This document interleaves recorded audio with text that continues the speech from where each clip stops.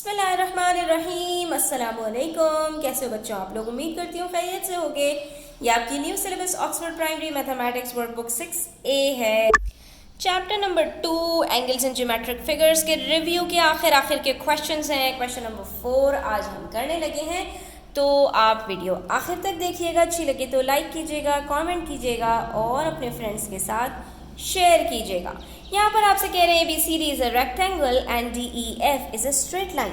यहाँ पर देख सकते हो ABCD एक रेक्टेंगल है। इसका मतलब क्या है? ये आपके पास जो ऑपोजिट साइड्स हैं ये इक्वल होंगे, ठीक है। और ये जो चारों एंगल्स होंगे ये आपके पास 90 डिग्रीज होंगे, ठीक है। ये आपको इन्होंने इसलिए बताया है कि ये रेक्टेंगल है। उसके बाद आपसे कह रहे हैं DEF आपके पास ये एक स्ट्रेट लाइन है, यानी इसके अंदर जो बनने वाले एंगल्स हैं उसका सम 180 डिग्री होगा। और उसके बाद आपसे कहा कि भाई हमें जो चाहिए वो ये है कि एंगल CED बता दो कि कितना है। और वो एंगल CED कौन सा है? वो ये वाला एंगल है CED। इसको हमें फाइंड आउट करने के लिए बच्चों आसान सी बात है, इस ट्रायंगल को सॉल्व करना पड़ेगा। और इसको सॉल्व करने का कोई तरीका नहीं है। क्यों? क्योंकि हम स्ट्रेट लाइन के ऊपर या तो ये वाला एंगल पता करें, और ये वाला एंगल पता करने के लिए हमें यहाँ पर कोई ट्रायंगल चाहिए जो कि मौजूद नहीं है। तो अब हम इसको किस तरह से फाइंड आउट कर सकते हैं बच्चों?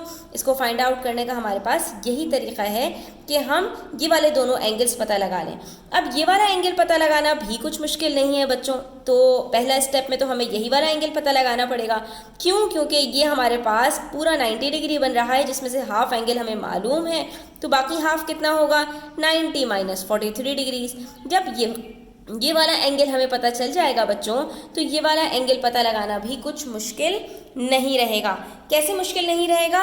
क्योंकि आप यहाँ पर देख सकते हो एक ट्रायंगल है जिसमें एक एंगल पता है, दूसरा एंगल भी पता है 90 डिग्रीज है। तो ये तीसरा एंगल भी तो पता चल जाएगा। कैसे पता चल जाएगा? 90 माइनस 60 डिग्री 66 डिग्रीज कर लेंगे।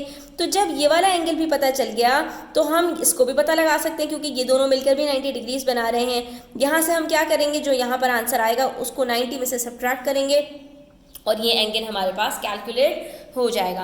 तो कुल मिलाकर हमारे पास ये जो हमारा सवाल है वो 3 स्टेप्स के अंदर कैलकुलेट होगा।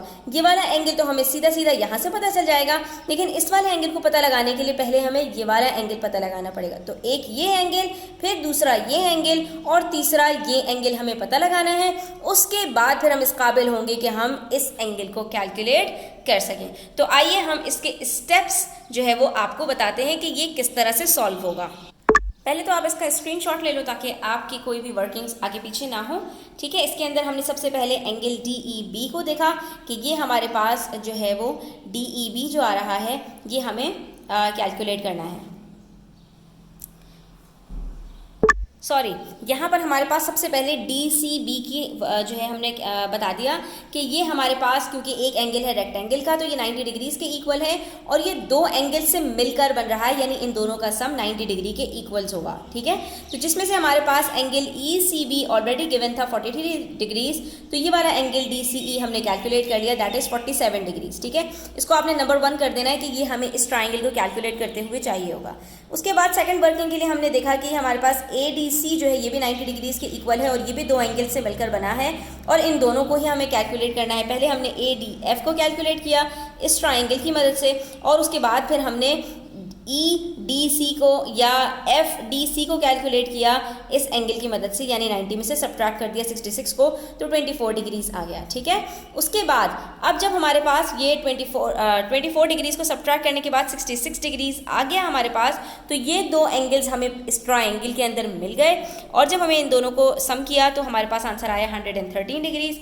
180 में से इसको सब्ट्रैक्ट किया तो हमें ये एंगल मिल गया DEC या CED, जिसको आप जो भी कहें, और ये हमारे पास 67 डिग्रीज आ गया है। आई होप स्टूडेंट्स कि आपको ये क्लियर हो गया होगा, ठीक है। इंशाल्लाह नेक्स्ट वीडियो में हम क्वेश्चन नंबर 5 सॉल्व करेंगे, तो चैनल को सब्सक्राइब कर लीजिए और बेल आइकन भी प्रेस कर दीजिए ताकि इस तरह की मजीद वीडियोस आप मिस ना करें। Thanks for watching the video till the end. Take care. अल्लाह हाफिज़।